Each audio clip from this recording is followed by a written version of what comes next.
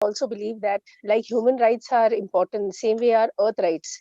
And we need to speak about it. And all efforts being made by the Maharashtra Vruksha Samvardhini under the chairmanship and secretaryship of Mr. Sunil Bhide and Dr. Ajit Vartak will surely make a difference towards it, as every drop counts.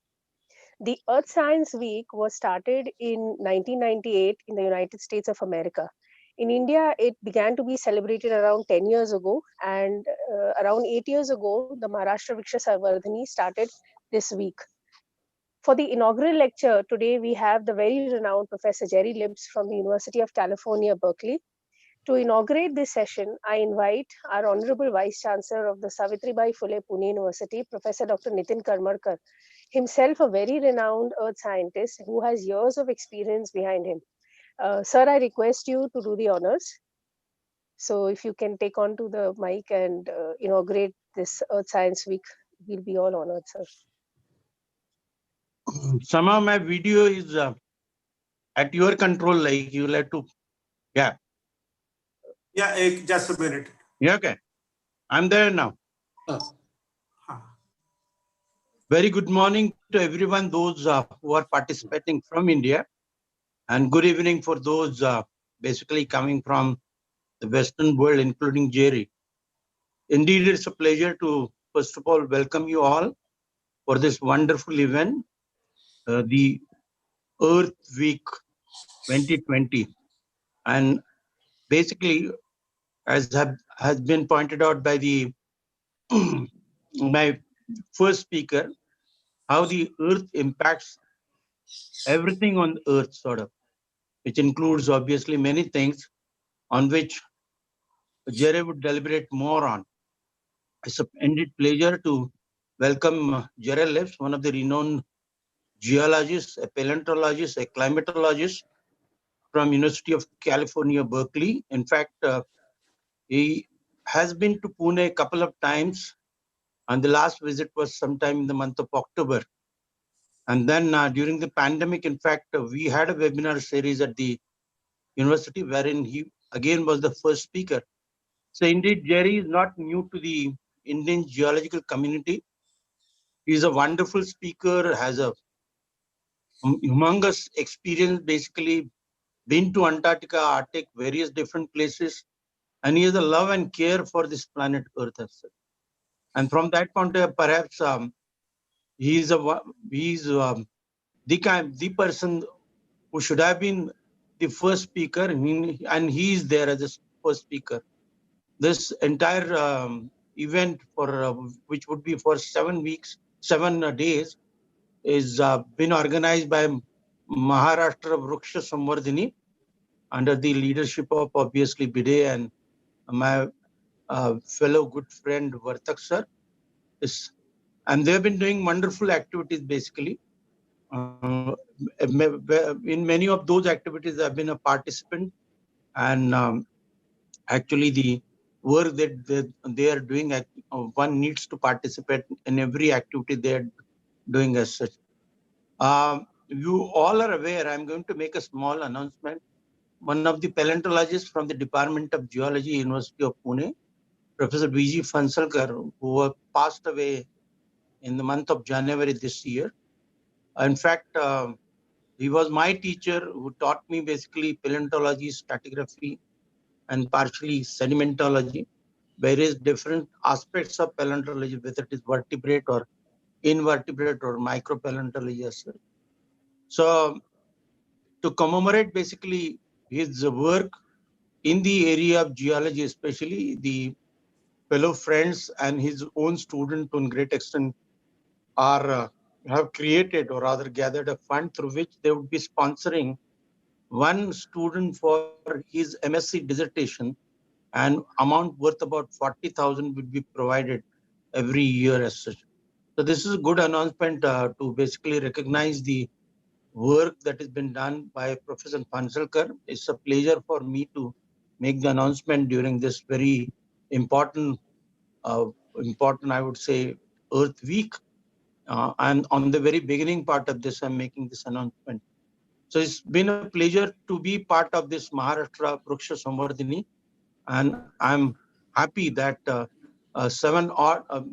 the next entire week, there are different people, both from India and abroad, would be doing deliberations on various different aspects of the planet Earth. And it would be a feast basically to the geological community in particular, and basically for everyone in general as such. So once again, I am thankful to the organizers of the Maharashtra Vruksha Samvardhini for giving me this opportunity to make a opening statement and to inaugurate this particular week. I declare this week is inaugurated, and once again I welcome Jere Lipps. I would be very happy to see him very soon physically, and it's my open invitation. Once the things are settled, we must meet and take forward basically the work that we have started. Thank you so very much. Thank you so much, sir. It was a wonderful announcement that you made about the uh, cost that would be borne by the university for further research in this field. And it's definitely a very must that such kind of encouragement should be given. So, with this happy note, I would now request Dr. Ajit Vartak to introduce our guest speaker for the day, Dr. Jere Lipps, who's going to be speaking to us about how geology impacts every one of us. So, Dr. Vartak, I request you to please go ahead with the introduction. It is a great honor for me to introduce today's guest speaker, eminent earth scientist Professor Jere Lipps. Professor Lipps has published over 500 scientific papers, book chapters, magazine articles, and web articles on topics in geology, paleontology, astrobiology, coral reefs, open oceans, birds, and marine mammals, as well as history of geology and paleontology, with a special focus on Charles Darwin. His work has taken him to well over 100 countries and all continents, including long-term studies in Antarctica, California, Mexico, Russia, and French Polynesia, among others. As a result of his research in Antarctica, an island in Antarctica is named after him as Lipps Island. In 1999, he assisted NASA in the evaluation of the first astrobiology institute representatives and developed graduate and undergraduate courses in astrobiology, which he taught for 8 years to over 800 students. He also taught oceanography, paleontology, biology, and field courses in French Polynesia for 2 decades. He also served on NASA's planetary protection. He has received many awards for his work and service. With this short introduction, now I request Professor Lipps to deliver his talk. Thank you very much. I greatly appreciate all the fine comments that all three of you have made. It's a wonderful thing to be back in touch with everybody in Pune and around the world. And I'm glad to be here again. I wish it was in person, but unfortunately it's not. So let me begin.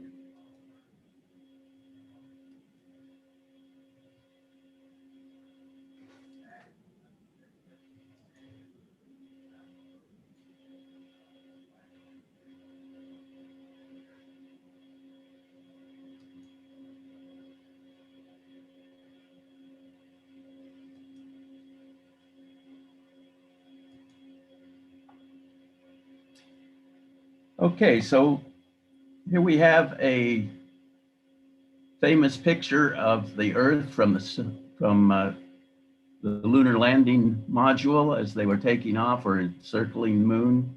And it looks so peaceful, doesn't it? Beautiful. Blue, you can see the continents, just a wonderful thing.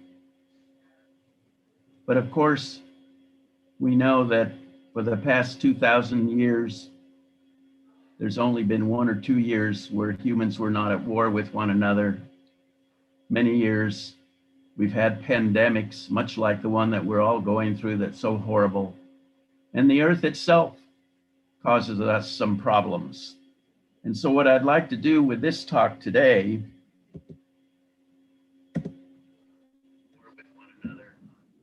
let's see. So what I've done today is to select a number of topics that impact all of us. And you can see a list of them from earthquakes to asteroids. And this is going to be an introduction to aspects of geology. And for those of you who are geologists, you will have heard much of this before, but maybe not in the same way as I will present this. If you don't know anything about geology, you'll be okay. So let's start with the basics of Earth's tectonic plates. These are the plates as they appear today on Earth, and you can see that there are about 7 major ones and a bunch of little ones. And the ones that we're particularly interested in today are the Indian plate over here, the Australian plate there and over here, and the Pacific plate, because the earthquakes and volcanoes and other activities that we'll be talking about occur, or the examples occur on or near those plates. So each plate is made of either oceanic material or continental material. The continental crust is lighter, and therefore it rises above the oceanic crust, which is moving from an oceanic ridge where there is material brought to the surface, presumably by convection, and then it spreads laterally and eventually goes down underneath a continental crust, and that is a subduction zone. And that subduction zone takes a lot of energy from this collision between the oceanic crust, and as it projects down underneath the continental crust for 700 kilometers or so before it remelts in the mantle. This picture shows it in a little bit more detail, and you can see over here in the subduction zone that the continental crust is penetrated by the development of magma and lava, and as a result, a lot of volcanoes and mountain building as the oceanic crust comes in contact with the continental crust. Occasionally it happens where one piece of crust on the other side here may dive underneath a piece of oceanic crust and again build islands by volcanoes over there. And we'll see some of that on one of the next diagrams. And then there are these hot spots that the plate moves over. So this lithospheric plate is moving like that, and the hot spot develops, and these develop into islands as well when it's on an oceanic piece of crust. Islands like the Hawaii chain, as the lithosphere moves past that hot spot, we get a whole chain of islands off in one direction or another. So this is all basic material. And let me just give you a few examples of this. Here's at the ridge crest where these black smokers develop, where the magma has penetrated the oceanic crust and now is steaming with hot hydrothermal waters that are extremely hot, thousands of degrees Fahrenheit. Yet there are a bunch of animals, you can see some of them here, hundreds of different species that live in these areas. And some of them are utilizing the materials that come from the vents to do their life processes.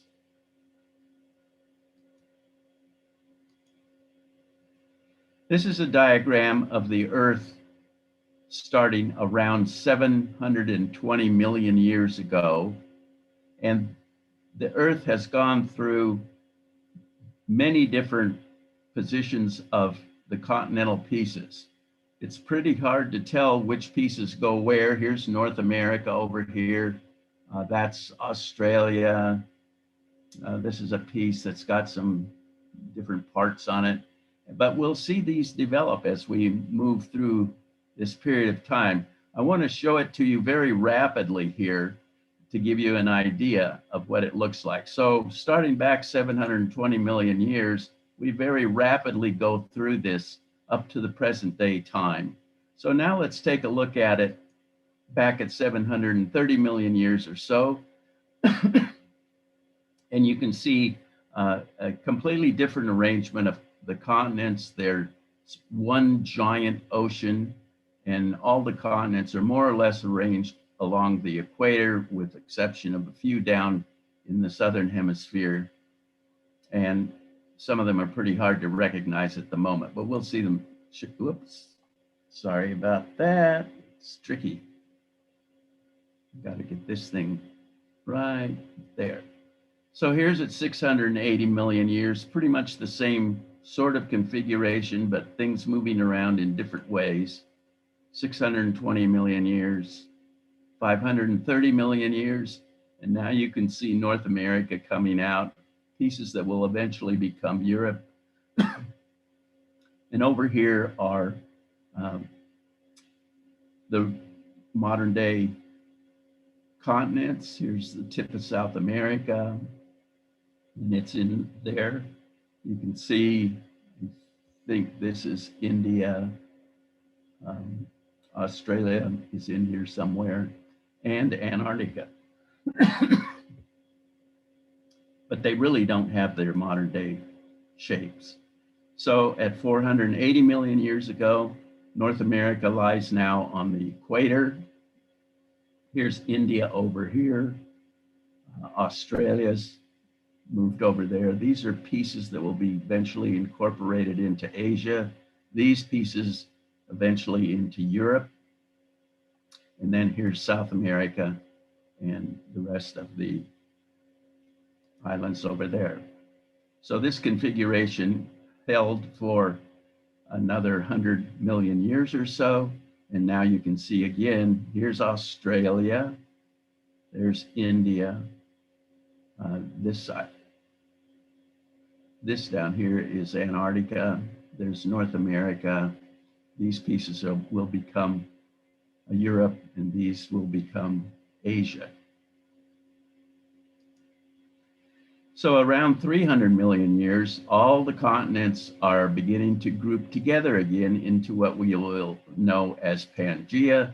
Again, here's Australia, Antarctica, India, Africa, South America, North America, and Europe and Asia scattered around in pieces that will come together for those countries soon and areas. Here we are at about 230. This is now Pangea, and the southern continents would be Gondwanaland with, again, India, Australia, Antarctica, Africa, South America. All these are stuck together in this one big continent. Here's North America, Europe. You can see as forming more or less, along with pieces that will finish off Asia. At 190 million years, we've got Antarctica, Australia, India, and these pieces will soon break apart, and we'll see how the continents then come together in their modern formation. So you can see them beginning to separate down here with Antarctica. There's Australia, there's India, and the rest of them you can make out here. Now we have most of Europe is in good shape, and Asia is coming together with all of those pieces. So the history of the Earth's continents is interesting and quite unique. Whoop. Sorry again, I have to be careful about not jumping off of this. 130, let's get up here to maybe, here's 70 million years. And now you can see India's moving northward, Australia is separating from Antarctica, the Atlantic Ocean is opening, and Asia has come together more or less as a recognizable continent, although these pieces have yet to develop and form. And of course, India will become part of that too. And there you see India moving now and crashing into those pieces, bringing them together. And eventually, 20 million years ago, it's now beginning to dive under the continental pieces that are Asia. and forcing up the Himalaya mountains in that process. The Atlantic Ocean is now open. The Pacific Ocean, which used to be the only ocean, is becoming smaller as the Atlantic grows wider. And then the modern situation. So our continents have been on a long trip, starting actually billions of years ago, maybe 3.5 billions of years, that was active plate tectonics. So let's have one fast look one more time. See how fast it goes, and there we end up with our continents the way they are today.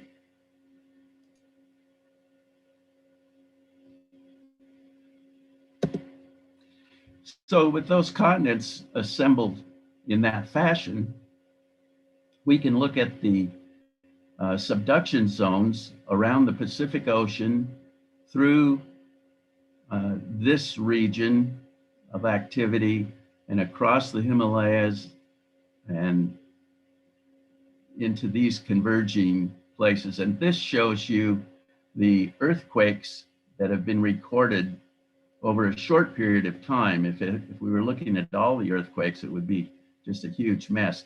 So that the lighter colors here are shallow earthquakes, and the red ones are very deep earthquakes along subduction zones like that one. And the blue and magenta colors are also deep seated earthquakes. So these are all the epicenters as this plate moves in that direction. And this is a remnant of a plate that was offshore here, and all of these earthquakes are the adjustment as that plate, this piece and this piece way up there, those are the remnants of what used to be a plate that has now disappeared under North America. So this has generated a lot of huge earthquakes. And let's just take a look at the 11 greatest earthquakes. They're almost all in the Pacific Ocean. The biggest earthquake was in the 1999, I think it was, or 95, in Chile. It was a 9.5 or so. The second biggest one is up here in Alaska in 1964. Number 3 and number 4 are hidden here. And then this Sumatran earthquake of 2004 was about a 2 or 3? And aftershock of that earthquake was an 8. So this is huge things. And of course, we'll see what happened with that one later on. And the only one that's on the interior of a continent is this one over here, number 8, which is in China and Tibetan region. And again, it's all connected with the crashing of India into the underside of Asia. So all the big earthquakes in the world have happened in this particular part, although there have been some other ones as you move in this direction in the Mediterranean region, where Africa is moving into the lower part of Europe. So let me show you what's happening in California. And this is the East Pacific Rise, a spreading center coming up this way. And there are a number of plates, the Nazca plate, the Cocos plate on this side.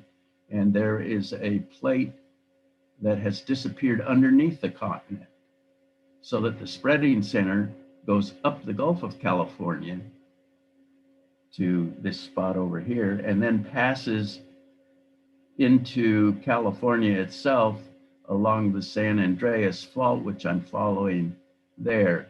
And this shows you all the earthquakes in 1 week in California and Nevada. There's 710 earthquakes. And this shows you the intensity and the timing on them. Sometime in the past week, the last day, and the day that this particular diagram was made, which was back in 2014. But almost any week in California looks like this. The earthquakes are are quite numerous. It's truly earthquake country. So this has become the San Andreas transform fault, and it goes out to sea here, and then up in this region we have what's left of the plate that went under California, and now it's tearing it apart.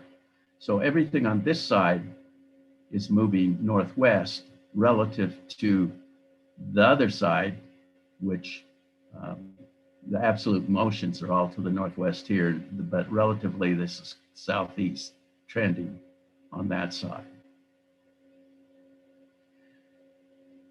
So this is an entirely different tectonic setting than the earthquakes that you might experience up in the Himalayas, which is a subduction zone, or not really truly a subduction zone. It used to be a subduction zone, but now it's continental crust under continental crust causing the earthquakes there. And you've seen, and I hope you haven't been involved in any of them, the damage that was done recently to areas in the Himalayas. So I want to show you some pictures of the damage that these earthquakes did. Here is the University of California's Bodega Marine Laboratory, and here from there to there is the San Andreas Fault Zone. And this is moving northwest. The last time this area had a big earthquake with a lot of motion, maybe it's about 26 feet, moving this piece on this side northwest, and that piece over there remaining steady, but relatively going towards the southwest. This area is all sand, and it's sand very far down. This is the fault zone, and it's ground everything up, and the ocean provides sand to fill in that area. These rocks over here on this side are granite that has been shaved off the southern part of the Sierra Nevada mountains and displaced some 350 miles or so. And on this side, it's all subduction zone complex of sedimentary igneous rocks, basalts, pillow basalts over on that side. So we have our students come to the lab, and they have their dormitory down here in the fault zone. Not a good thing for them. So far, nothing's happened. So these earthquakes happen a lot. Here's a 6.9 earthquake that occurred in 1971 in Los Angeles, and you can see the damage it did to the freeways. Here's a freeway that just fell apart with the stress of that earthquake. Very sudden. So this didn't happen very slowly. It happened in the blink of an eye, and it totaled the freeway. And over here, it shoved the concrete of the freeway against the freeway concrete, bending it all up like that. And so the freeway is broken. And here's a guy who sees the freeway bending upwards. In a second before him, he hits his brakes and flies off of it and skid marks down on the other side there. That shows you how fast this thing developed. And this guy didn't make it out at all, unfortunately.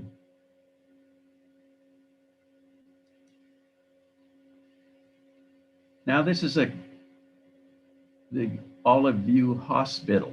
Here's the hospital, this is the clinic, and it's not obvious, but this was a two-story clinic, and the first story is now down here, and this is the second story on that clinic. You can see that the hospital stands here, but the stairwells, which were attached like that, have turned and fallen off. Great deal of damage. You can see here, this part of the building has collapsed as well. Now, of course, there were a lot of people killed and a lot of people injured in this earthquake. Let's see what happened with the ambulances. Here's the ambulances all under this protective shed, but of course it collapsed down on top of the ambulances so that they couldn't go out and help anybody in an emergency sort of way. It turns out that fault zones make pretty good places to build hospitals and schools and fire stations because they're flat. And so many of our emergency structures in California are built in very dangerous places. And it's critical, of course, to have your ambulances working. This is the University of California Stadium, and it turns out that amongst the other faults in California, all of which, or many of which, trend northwesterly, just like the San Andreas system, or San Andreas fault. They are part of the San Andreas system with the same motion towards the northwest. And they built this stadium right smack on the Hayward Fault. That's the trace of the fault, and you used to be able to go up here and see how this edge of the stadium and the seating was being displaced by the Hayward Fault. Well, in the early 20s, the university decided to rebuild the stadium, and what they did was rather interesting.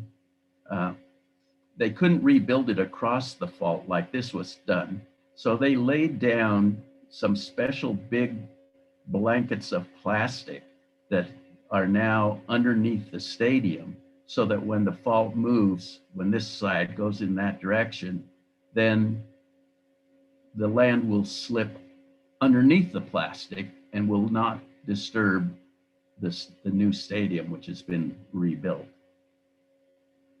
That cost $1 billion. So I have my own way to deal with the earthquakes. I have my earthquake bucket here. I keep my rock pick, I keep my rock pick under my desk, and I have a sleeping bag there under my desk too, because the engineers of the building that I work in or worked in said, we won't be able to help you for 3 days. And I looked at some other earthquakes like the one we had in 1990 or so, and there were places where buildings collapsed and people could not be rescued for 7 days. So I decided I needed to have my geology pick so I could bash my way out of the walls, which would collapse. My bookcases would fall over on top of me. But I would have my sleeping bag because it gets cold in Berkeley. And then in my bucket, I have water, I have food, I have my scuba knife in case I need to protect myself from something, screwdriver, flashlight, bunch of other stuff, food, and a roll of toilet paper, and the bucket, because I'll be stuck there for 7 days. So you can think of a lot of things to put in here, and down underneath here is a bottle of wine. I didn't put anything for entertainment because I'll have lots of books lying on top of me as my bookshelves fall over. Although they're bolted to the walls, the books weigh so much they'll probably just rip right out and fall on top of me. So I have a very, very few seconds to get under the desk. And we had a little earthquake, and I had just finished a lecture in geology about earthquakes and about how you should dive under your desk as soon as you feel the earthquake. Well, I felt the earthquake and I thought to myself, what do I do? And so I wasted a little bit of time, but fortunately nothing flew around. But I keep thinking about that I have to get under that desk really fast to be with all my stuff. Well, I'm prepared at home and work, at least in that fashion. We also have some things in our car. During the 91 earthquake, my wife was driving around and she thought she had a flat tire until she looked down the street and there were other cars with the drivers looking at their tires, and then she realized it was an earthquake. and picked up our son at school and came home. Although she was going to cross the Bay Bridge, but it had fallen down in that earthquake. Well, the other thing about subduction zones, of course, are the volcanoes. And here's two examples, one from the United States, from Washington. This is Mount St. Helens, which blew up in 1980. Here is the top of the volcano, which used to be like that. It just blew off the top, filled up the valley and the lake. There was a man named Truman who was living in a cabin down here, and he refused to leave, although he had plenty of warning. And now he's 60 feet under volcanic ash. There were a number of people killed, and the material coming down, the volcanic ash and stuff, came down the rivers in all directions, flooded across the big north-south highway that goes from California up to Seattle, Washington. It got covered with that. So this was not a really big eruption, but nevertheless, it caused a lot of trouble, a lot of damage, and a number of people who were killed, including a geologist who was perched over here trying to watch the volcano blow up. It did, and it took him with it. This is one in the Andes. The Andes, of course, are the subduction zone volcanoes along the west side of South America. And this one, you can always see a volcano in the Andes somewhere. I've sailed off the coast of Chile, for example, and could see many volcanoes that were not active, but at least 2 or 3 that were belching smoke and ash and chemicals into the atmosphere. So this volcano created so much ash that it wiped out at least a couple of towns nearby. The ash from Mount St. Helens was blown across the United States from Mount St. Helens, which is near the coast in Washington, all the way across the entire continent. They had ash. And we have had other volcanoes that went off in California 60,000 years ago, and that was a big explosion, and it's laid down a very thick layer of ash all the way across North America. So, and this has all been checked out by the geochemistry. So that's an important thing, is the ash and the nuée ardente that are created when the volcanoes explode. And then there's some activity that happened in 1815, Tambora and Krakatoa, both on the island of Java in 1883. And these created big tsunamis. And the tsunamis you can see plotted. This one is from Krakatoa, and it's been reconstructed so that this is 5 hours after the start of the tsunami here. And the tsunamis started at there were several tsunamis, I think 4 altogether, that were created by different explosions on Krakatoa, each one crossing the Indian Ocean. And this one, Pinatubo, in the Philippines in 1991, created such vapor and sulfur compounds into the atmosphere that it actually lowered the temperature of the Earth's atmosphere almost a degree for the next 3 years, mostly by sulfur aerosols, which interfered with sunlight and caused the cooling. Tambora in 1815 was called in Europe the summer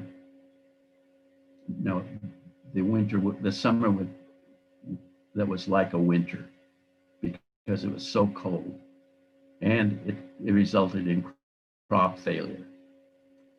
I don't know what happened in India. I presume that similar sorts of activities happen there. Maybe somebody knows. So this is the tsunami that came from that earthquake in 1964 in Alaska, and you can see it spreads out. This is 10 hours into it after the earthquake going across the Pacific. And of course, this one, it killed 110 people, 12 in California as the waves came and washed some people off the rocks. But really the biggest one, of course, is the one in 2004, the Sumatran earthquake, number 5, you'll recall. And it set off a big tsunami that crossed the Indian Ocean to India and Africa. And I want to show you what it did. So you can see it, the earthquake goes off, the tsunami hits India 4 or 5 hours. After that, it spreads out, maybe 10 hours. It gets around Australia, gets over to the Arab countries, hits Africa. And this is interesting. It comes around South America, around Australia towards South America. It goes around Africa and comes out over here. Here it comes, and it passes through the Drake's Passage here and joins up with the wave coming around from south of Australia. At the same time now, look in the Indian Ocean. The waves are bouncing back and forth. I think you had 4 big tsunamis that day. So now we're into it about 20 hours or so.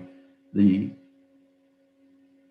tsunami is going up the coast of South America where it measures about 50 centimeters. At New Zealand over here, it was 64 centimeters. And as it gets up to North America, it's now about 20 centimeters. At San Francisco, right there, it was 20 centimeters. But interestingly enough, at a place here in Mexico, near Manzanillo, the submarine topography is such that it enhanced the wave and it went to 2.8 meters, almost 3 meters, and wiped out, did a lot of damage to a little town there and caused a few deaths. So in total, about 245 or 250,000 people were killed by this tsunami, mostly in this area, including India, but actually even getting a few people over in this area. So tsunamis can be caused by volcanoes, as we've just seen, and by earthquakes, both associated with the plate tectonic motion into subduction zones. So this will happen again. Tsunamis have been happening since 2004. The big one was 2011 in Japan. And in that tsunami, which went across the Pacific and hit California about 20 hours later, it caused some damage in California, but it also wiped out a number of Japanese villages that were along the coast, and importantly, the Fukushima nuclear power plant. Power plant engineers like to build their power plants parallel to the coast so that they are surely going to be victims of these tsunamis. If they would build them perpendicular to the coast with a bow on the front, the tsunami would just go past them. So tsunamis are, for coastal people, really bad. So you need a warning system in California, and we need evac running and using vehicles, designated safe places where they can go higher up, and clearing vulnerable areas. One California that is quite vulnerable is that Crescent, the northern part of California, and they have cleared the town now because of the people that got killed in the 1964 tsunami. And that is now a park. And of course, they have whistles and sirens for new tsunamis. And you need to train first responders. And you need, of course, to warn people. So these are the sorts of things that we have in all of the areas along the coast in California, and of course in other areas in the world too. And these are just a few of the things that people need to know about tsunamis and how to avoid a disaster. Well, rising seas are a problem too, and of course they are due to climate warming. And the evidence for climate warming comes from paleoclimatic studies, the modern records that we have, and an understanding of the processes. And the process that's working now, as you know, is the production of CO2 by humans burning coal and petroleum and wood and other things like making cement. All of those produce CO2, which goes up in the atmosphere, and it'll stay there for 200 or 300 years. And the more that's put into the atmosphere, the warmer the atmosphere gets. In addition to warming the atmosphere, it also warms the oceans. And that's a real problem because the oceans lap up against the glaciers in Antarctica and Greenland, and they erode the glaciers from below because the warm water melts the bottom of the ice. We'll see how that works. So they have developed models based on what we'll see in terms of temperature, in terms of ice loss, and in terms of sea level. So I'd like to show you a little bit of that. As you know, climate change warming has always been controversial, but not amongst scientists. If this is 100 scientists, there's only one, this guy with a sad face, who denies that climate change is happening. It is happening. We have many, many, many hurricanes.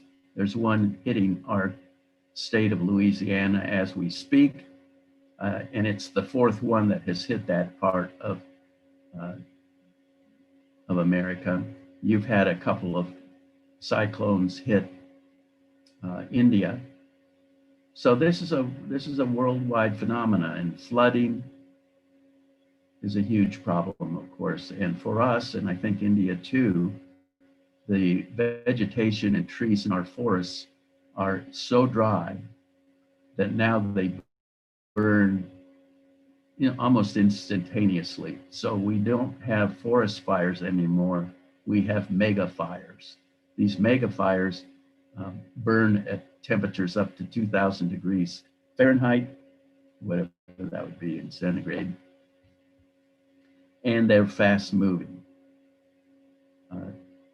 We had one recently in the area where I live, and it was burning at the height of it. 11 houses a second were burning up. They didn't even burn. The heat would come across them and they would just burst into flame. And that fire lasted 3 days and burned 3,000 homes up and businesses. So these are new things in California, in Australia, in France and Spain, in India, and other places where the warmth is increasing.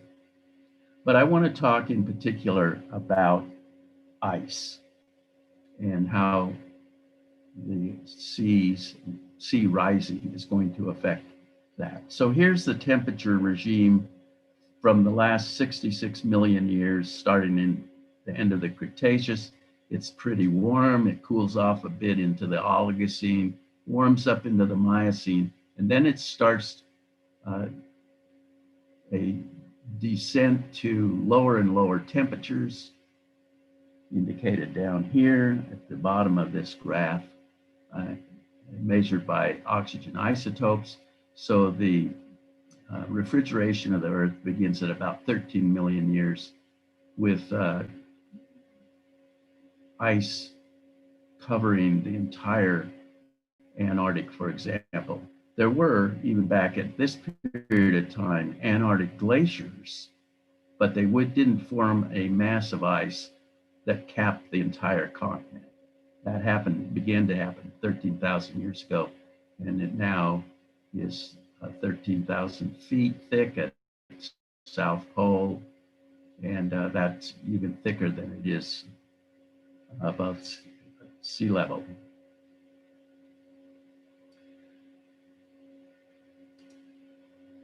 So in the last 750,000 years, we've had a series of ice ages, and the blue part of this diagram shows when there were ice ages.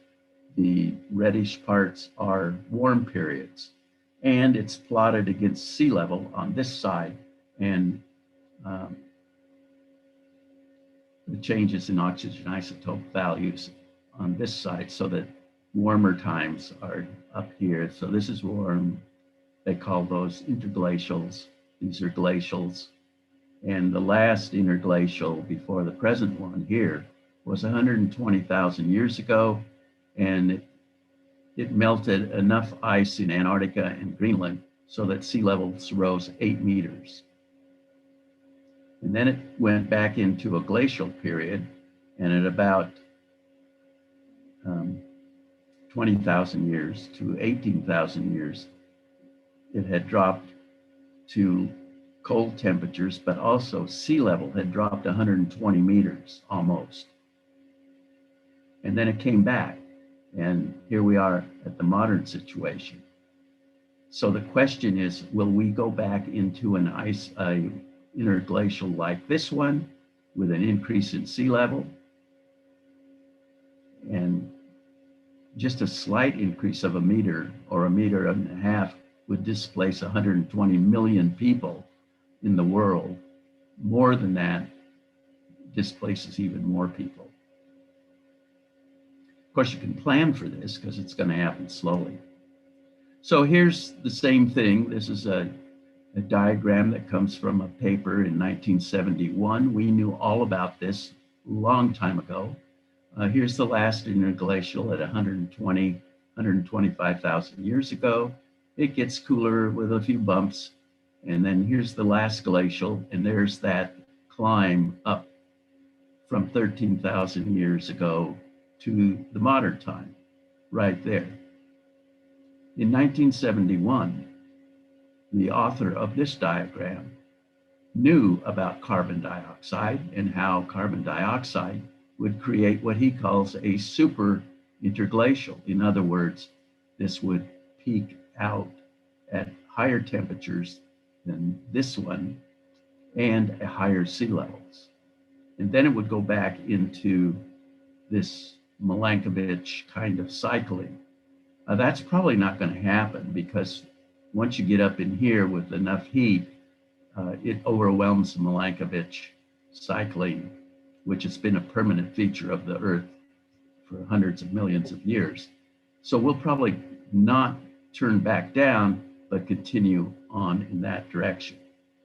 So what would it look like? Well, this interval at 125,000 years ago caused this terrace. This is a beach, and houses and businesses are built on it because it's flat. This is the beach that was formed 120,000 years ago. And this is in Southern California. And I have mapped and collected fossils along this terrace before they built these houses. And that's where sea level could end up if Greenland loses its ice, or if West Antarctica loses its ice. But if both of them lose their ice, it will be even worse than that. So let's look at that. This is Glacier San Rafael in Chile. I took this photograph in 2009. At that time, this was the extent of this glacier, which comes off the southern South America ice cap and flows down to the ocean. So in year 2000, somebody had marked here on the rocks 2000. And there it is in 2009. And that was my prediction based on the rate at which the ice moves out and is being destroyed by the ocean. In 2019, I'd like to go back and see. Now it would be 2020, even a little bit further up. So this is happening with mountain glaciers, and in the Himalayas, for example, they're melting faster, with glaciers that flow down into the oceans, these tidewater glaciers that are disintegrating in the ocean. They don't necessarily melt. You can see that they crumble and fall apart and calve off. Each one of those blocks that falls into the ocean, of course, raises sea level. So you can have sea level rise due to ice disintegration and collapse. It doesn't have to melt. And that will be a serious consideration when we look at what goes on in Greenland and Antarctica. These are different scales. Greenland is nowhere near as big as Antarctica, but the ice on Greenland would increase sea level by 8 meters, and on West Antarctica, it would also be about 8 meters. So that would be a total of about 15, 16 meters or 52 feet of increase. And that, for both of those places, we can see those glaciers falling apart right now. In Antarctica, these ice shelves right there are collapsing, although they float, so they're not creating a rise in sea level because they're at hydrostatic balance already. But when they go, like here's the Ronnie ice shelf, when it goes, then the glaciers that are feeding into it, or the Ross ice shelf, when it goes, those glaciers will run on out. And these are glaciers that are 100 miles wide. They are huge. So here's Antarctica with the Ross ice shelf down here, the Antarctic Peninsula up here, and this area right in this vicinity is called Pine Island. And Pine Island has two glaciers in there which are grounded at their outlet, and they are being eroded from below now by warmer water and are beginning to collapse. And some of these glaciers run out in what they call galloping glaciers, and they'll run out and dump a lot of ice into the ocean. So each time that happened, you'd get a little tsunami that would go all the way around the world. And the difference between the tsunamis you've already seen is that it won't go back down. You'll have a wave come in and it'll stay.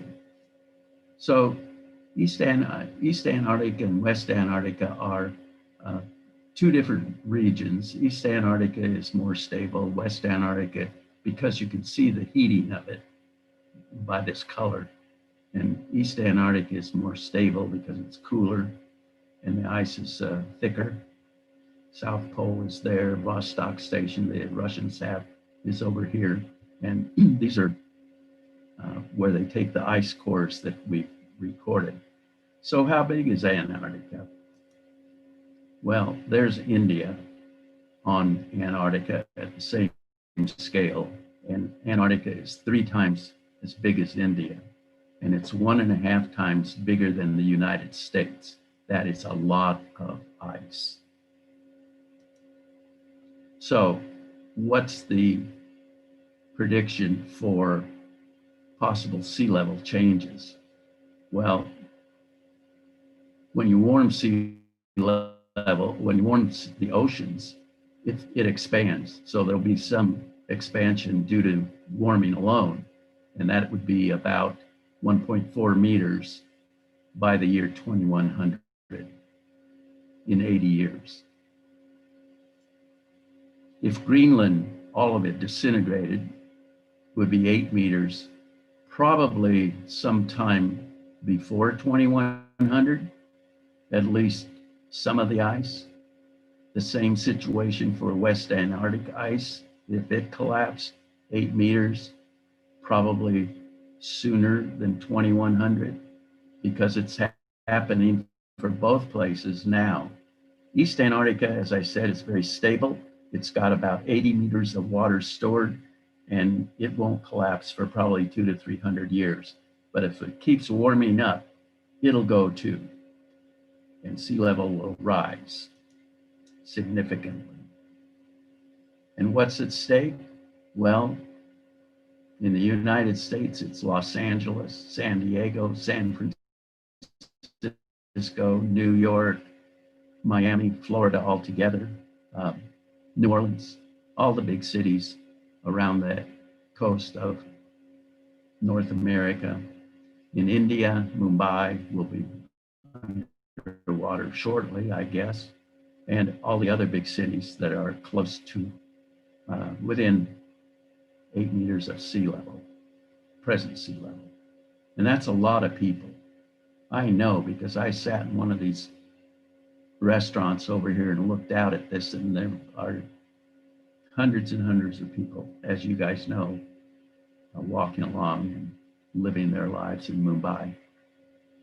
They'll have to go someplace else. And that could happen real soon. It's already happening in Southern California on a regular basis with what we call their king tides. In West Bengal, they have had a big tide come in that wiped things out. So that phenomenon occurs around the world too. I wanted to mention rock falls because they really can be quite dangerous. Here's a big rock fall that took place in the Andes Mountains, where we were looking at these sorts of things. And these rocks just tumbled down in this fashion. And you can see that what it was like before the rocks fell down, a nice flat place where you could build things. Just to the left of this area is a little community. And it's being hit by these big rocks. It just cause all kinds of damage. This is a set of pictures taken in Yosemite Valley.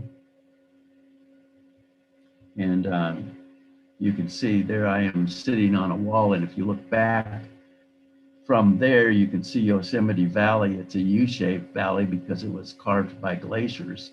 And the picture below that shows some of the cliffs in Yosemite, and to the right, those two pictures are rock falls, old rock falls. But we've had modern rock falls, one maybe 8 years ago, that fell on a group of campers and killed a few people. So these things happen suddenly.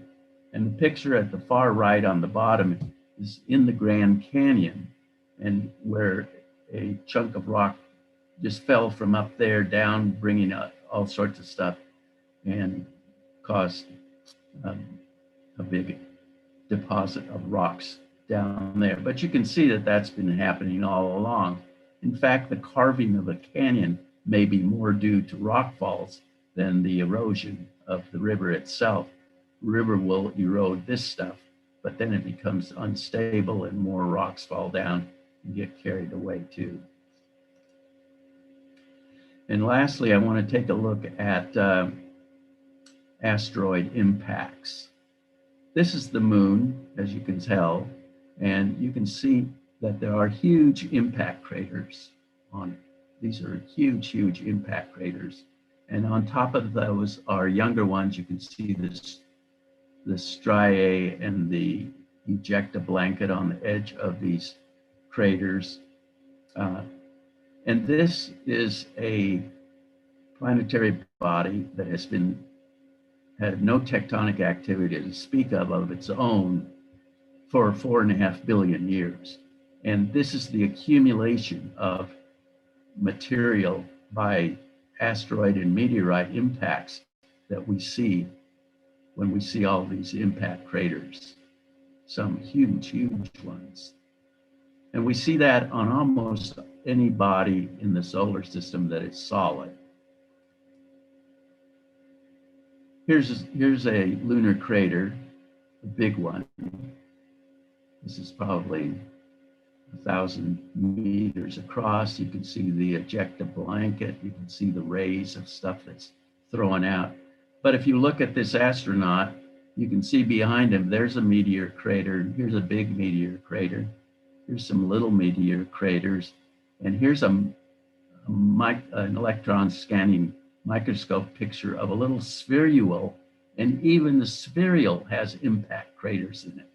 So at all scales, from thousands and thousands of kilometers to microscopic, this place has been bombarded by impactors. This is Mars. Mars is active, or was active, I should say, but it's got craters.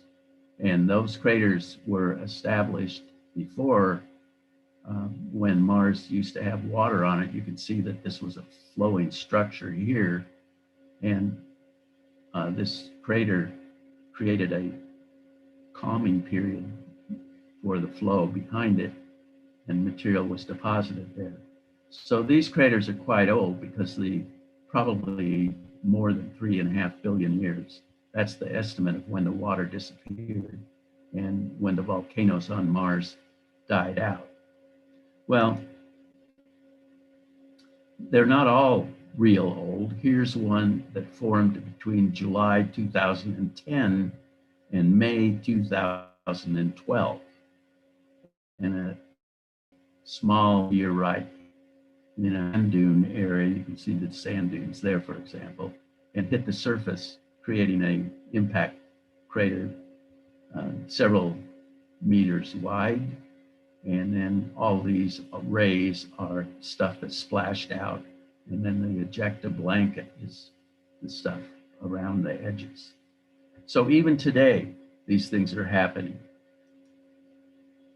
And Earth has craters, not very many, because unlike the Moon and Mars, Earth is very tectonically active, and all evidence of craters gets wiped out, but not all of them. Here's 2 craters. This is the biggest crater, the one in Arizona. It's about 50,000 years old, and it's 500 feet deep. It was hit by a big iron meteorite, and the iron meteorite was destroyed, but you could find pieces of it. And this is the Wolf Creek impact crater. This is a satellite picture, and this is a close-up of it in Australia. It's about 900 meters across, and that happened 120,000 years ago. But if something like this happened today and hit anywhere in India or anywhere in my country, that'd be the end of it. This would be very serious. So there are a group of scientists who use telescopes to search for asteroids and meteorites and plot their positions so that we'll know when we might get hit by one. Well, we were hit by one in 2013 at Chelyabinsk meteorite crater in Russia. And here it is flying across the skies, and it landed in an icy area some distance from Moscow and created this crater in the ice. This meteorite may not have been the one that was involved, but it's one they picked up at that time. So you can see it came in and exploded, caused serious damage to this town of Chelyabinsk, and injured a number of people. I don't think there were very many deaths. So it's happening. The people who search for these things would not see this, it's too small. But even a small meteor can cause serious damage. Here's some asteroids lurking in the asteroid belt, and occasionally one of these flies by. There's one flying by now. It's up 200, how far was it? 200 and some odd miles, I think. I just read about it.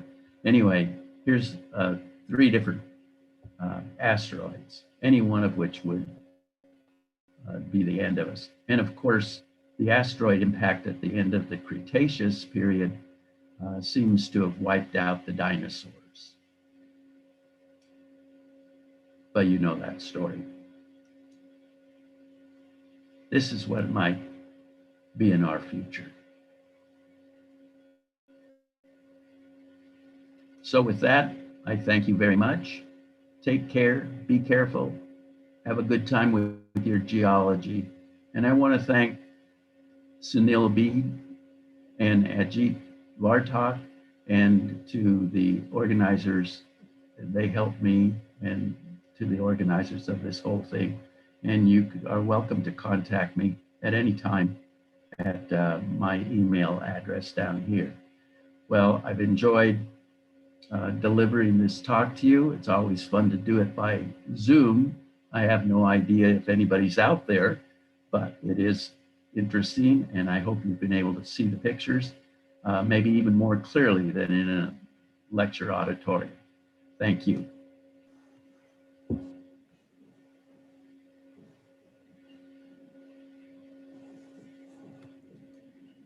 Thank you very much, sir. Thank you very much. It was a wonderful lecture. Ajit, Hello. unmute केलाय तुला. Question answer.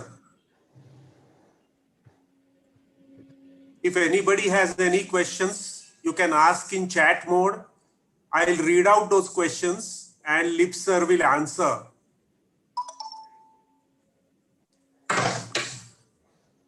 I have unmuted all the participants. I have muted all the participants, so you can ask the questions in chat mode only. If there are any questions, please ask in a chat mode. I'll read out those questions.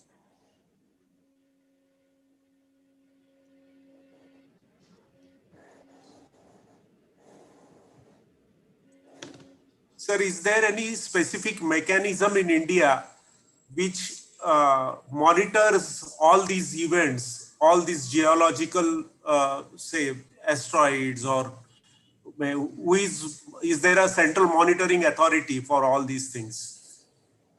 Well, I think so. You've got excellent institutions like NIO and other places around. Certainly the meteorological center there in Pune is a great place looking at climate change. And but a city like Mumbai planning involved in going to deal with sea level rise, and I assume it's the easiest thing to do. But even in our country, some people are denying that this is going to happen, and they've talked cities out of doing it. In California, they are planning for 1.5 meters sea level rise by 2100, and that's not enough, but they're making an effort. Thank you, sir. If there are any more questions, you can ask Lipps sir directly. I've already given his email. Sir, can you just show the last slide for the email?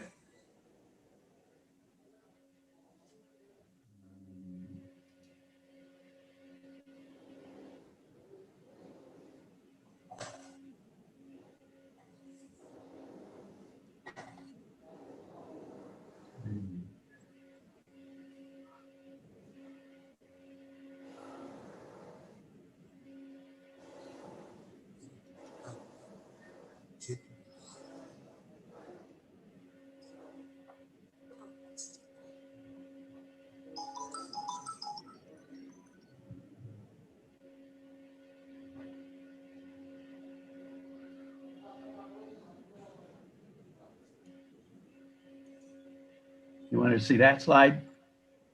Yeah, I can see the slide now. I need the last slide. Go to Yes, last. yes.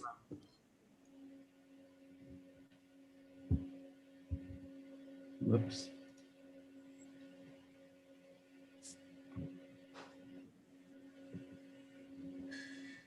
There you go.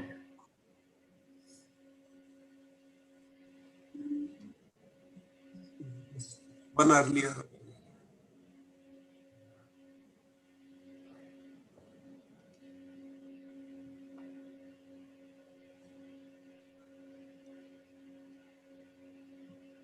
I think, Sunil, there are no questions. Yeah. No questions. No question answer. Okay. An absorbing talk indeed. And absorbing. Yes. Thank you very much, sir. Thank you very much, Professor Lipps. You're welcome. Just a minute. One question. One question is there. In historical times, the rivers in the northwestern region near Sindhu and river like Yamuna changed course. That is historical event. So, is there any evidence to show that?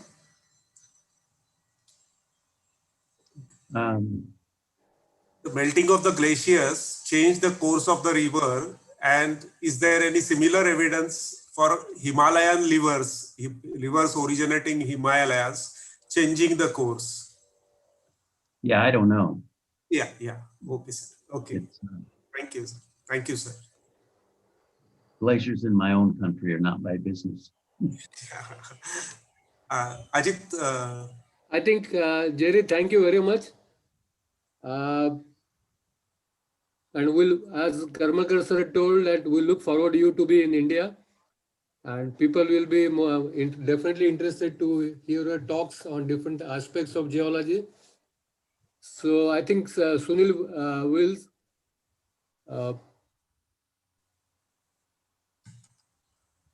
Okay, well, if this virus ever goes away, I will come to India.